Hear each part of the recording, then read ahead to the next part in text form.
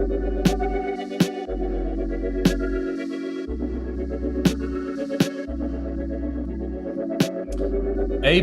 we are back. It is Unfollow Season 2. I think we're going to call the theme of this season, I Quit. I think that'd be an appropriate theme, and for a lot of different reasons in a lot of different areas. And so this Season 2 is going to be very different from Season 1 because I think we both find ourselves in different seasons. So it's going to be a time of growth, time of sharing, but a time of transparency as well. So It's on, man. It's on. Well, they say that guys during the pandemic started podcasts as a form of therapy. Do you feel like that ours was a form of therapy? Oh yeah, absolutely. It was self-love and self-help. It was therapy. A lot of people got plants and pets and podcasts. We did all three because we got a pet that we no longer have. We have plants that are still alive. We have a podcast that is about to get in Season 2. So I think it was a fruitful pandemic despite some of the challenges. How about the Calfees? Well, the plants and the podcast, like you said, are still alive, but the pet is no more. You want to touch on that? Oh yeah. So it's funny. I've got so many people asking me what happened to Knox. Knox was our Labradoodle. We were lucky enough to have last actually June. And about 2 months in, we realized we aren't really dog people. So some of the things are like, you kind of want to figure out before you get a dog, right? Probably is a lesson for some things we're going to talk about. Like, hey, there's some decisions you make that you should probably think about the implications of the decision before you fall in love with the idea of, being a pet owner. Do you actually like pets? And so, he is in a better place on an 8-acre farm in Texas by a lovely family, and we are petless, and everything is back in order. All right. So I think the big theme for this season is going to be our standard topics, right? Faith, family, and work, which has obviously been so important to us. But in keeping with the theme of I Quit, I mean, let's just put it out there. You and I both have walked away from our full-time W-2s as of 2021. Yeah. I mean, who would have predicted that we'd both be in a state of, not tied to a corporate job in any real sense. And I think, you actually took the plunge before me. So I think you should give the update first because you have been further along on this journey, right? How did it come about quickly and kind of what are you doing next? What are you doing now? Yeah. So we were wrapping up the first season of this podcast about the time that I made the decision, and it was October. I was on a Zoom call and I was teaching 25 people how to sell kind of our latest leather product. And I looked through the door of the office and I saw Emmanuel crawling or like attempting to crawl, dragging himself across the floor. You know how kids kind of do that army crawl thing. And Easton had just come home early from school because during COVID last year, they had school, but they got home early every day. And at the same time, Joe was still trying to homeschool Ella. So we homeschooled Ella last year. And I caught a glimpse of Joe kind of in my peripheral vision, and she just looked exhausted. And as most of you guys know, last year, she wrapped up her cancer treatments. She is now cancer-free, and we're just amazingly grateful. Like God has been really good to our family. And I know that's not the outcome that everybody gets, but man, we're super grateful for that. And so, but she's still just exhausted, right? Like after all her body's been through. And I just thought, man, they need me. They need me more than these 25 people need me teaching them how to sell something. And so it was an easy decision. So I got us through the last shows of the year. I got us through kind of the last catalogs of the year. And then I walked into Sackett, our CEO's office, and just said, hey, man, I love you. But I've got a responsibility at home that I've got to take care of right now. And I think for me, it's been an amazing 8 years. But I want to leave well. So like help me over the next, 30, 45 days to exit really well. And what's crazy is that you and I had just talked about this, right? Like in season 1 on how to exit well. And so I felt like, man, I was primed. I had, obviously have a deep and abiding relationship with Sackett, our CEO, and we have a pretty special relationship. But at the same time, like I felt like, man, I had your wisdom. We talked about Dr. Henry Cloud and necessary endings. And so it was just one of those things where it's like, okay, I need to make that decision. So January 4th, I stepped down from my role as vice president of marketing at Moore & Giles. And I became vice president of nothing. And everything. And everything all at the same time. So that's been our path. And I'll kind of fill you in as we go, but that was for me. What about you? Yeah, very similar set of occurrences and sequencing, but not as elegant as yours. For me, I left, I guess corporate, full time as of July 18th. So it's pretty fresh for me as we record this podcast. I'm, I guess, technically 1 month out of corporate, but the journey was kind of a rugged road.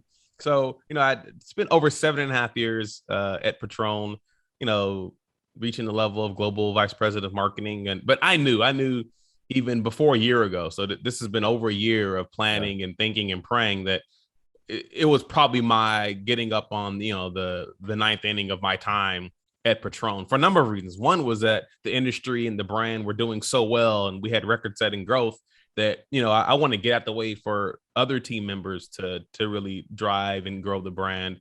And I'd really, had some outside passions: writing, speaking, publishing, recording content, things in the community, things about faith and diversity, and all these things that I've been very passionate and vocal about. Those were always a side hustle. And so I knew I wanted to orchestrate some event that allowed me to focus on the part-time work and make it full-time. I didn't know how that would come about. And so, I think I actually, the long story short, I left Patron and took a CMO role somewhere else. So I knew my time at Patron was up.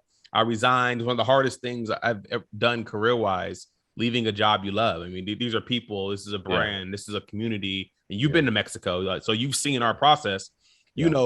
Patron is a heart company. And so I would use the word family. Like you guys really operate like a family, especially down there. It was hard to leave a job like that, but I was lucky and fortunate to have the memories and to take people with me along the way. But, I think, so I ended up taking another role because to me, it felt like the right thing to do, not to pursue my passions or my interest or what I feel to be a part of my calling. It felt smarter and safer and wiser to take on another marketing role that allowed me to help build the team. So for 30 days, I was CMO of a health tech brand. I had started with the company. I had, taken on a team. They were about to update the website and do the press release to announce my new CMO role. I'd signed, a multi-million-dollar employment agreement. So everything was like awesome. My kids celebrated with me. And about week 3 and 4, I knew I had made the wrong decision. Wow. And it wasn't I wasn't in over my head. I was just in under my heart. My heart wasn't in any of it. I didn't have the passion to do the marketing thing again. And it wasn't about that brand or the industry or the company. I don't want to do it for anybody. So I've gotten outreach from so many people. And so I realized that I took the job because I wasn't brave enough to do what I felt passionate about, which was go out, I say on my own, but I'm not on my own, but to really just pursue this time, to just be a blank sheet of paper and kind of help write in and scribble in and scratch and create and be creative like I've done for many years of my life, but I was done it in the context of the corporate environment. So as of today, I'm, for a month now, me and my family, we are, I don't know, whatever you're going to call me. I'm focused on being, not doing, right? So I'm being a better dad, being a writer, being a mentor, being a friend, and doing, whatever, comes to mind. So it's a very kind of whatever, whenever type season. And so I've been enjoying it though. It feels like a gift. Feels like I won the lottery and I had the ticket in my pocket for a couple of years and I didn't ever cash it in. So now I'm cashing that bad boy in. Well, we're going to check in on your boy here in a couple months and see how we're doing. I love it. Yeah. And I think as I'm just a few months ahead of you, like we'll be working some of this out real time, right? So we'll be working some of this out, like emotions, feelings, like progress. And I think too, like you and I, because we've been doing marketing for now 20 years, right? You specifically on the strategic and brand building side, more on like the creative and art side of it. Yeah. I think it's always going to be part of who we are. And I think even in this process of you creating content for UNFOLLOW, right? Like honestly like a marketing exercise that we're doing right now. So I think what's going to be really cool as we go throughout this season to see what changes happen. I would love to engage people who really do have marketing questions. So if you got marketing questions throughout this season, please email us, DM us. It's not going to be what we're practicing every day, but we've got a lot of time on sticks. So we can probably jump in and give you some free advice. It's worth nothing. So you get what you pay for. But I think also AP and I can work some things out real time for you. So if you got a question in marketing, shoot it to us. We'll try to answer it live here. And maybe it'll be beneficial to you or your company or your business. Yeah, man, like it's going to be a good season. So what have you got planned for us? I know part of this is you putting together content for what will be the Unfollow book coming up, which is really cool. Woo!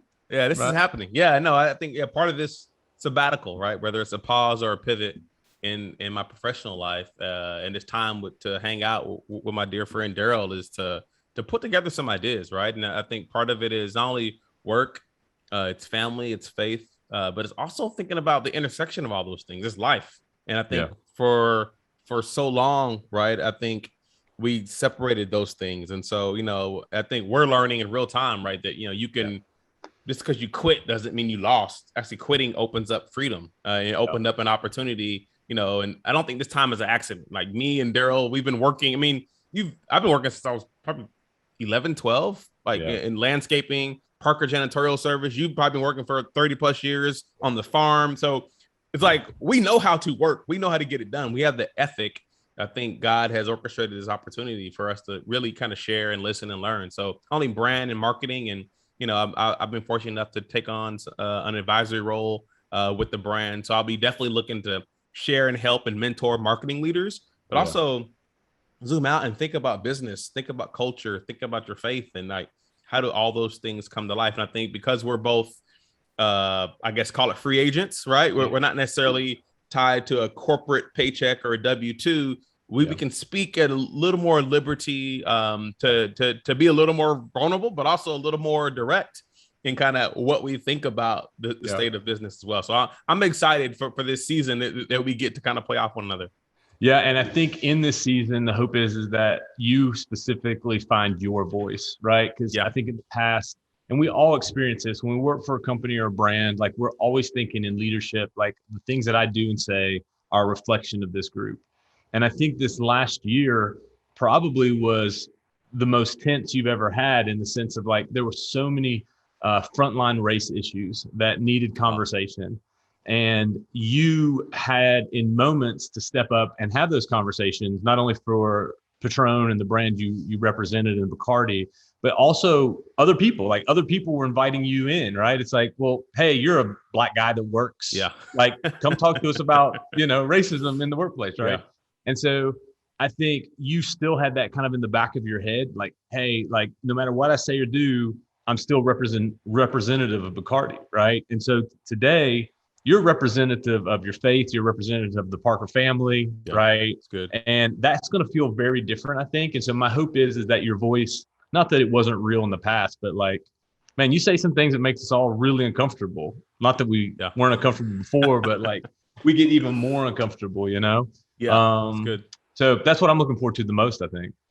Yeah. I think it's a really good opportunity. What my one of my passions, right, is kind of just being transformational, and oftentimes that's been in the confines of leading teams or projects or campaigns. But I realized in my pursuit of chasing the new things. So I'm Enneagram 7 for anybody that's an Enneagram person. Yeah. But today, I was thinking about the word contentment, right? And the word contentment obviously means, it means the origins mean like held together, enclosed. Like there's this idea of wholeness when you're content, but also contentment means that the debt is obsolete, that something's been paid, right? And so you can go like, talk in faith, you could say like contentment is really knowing that there isn't a debt I have to pay, right? And so for so long, I've been working to pay a debt. I've been working to be dutiful and achieve and promoted and like get the next rung on the ladder.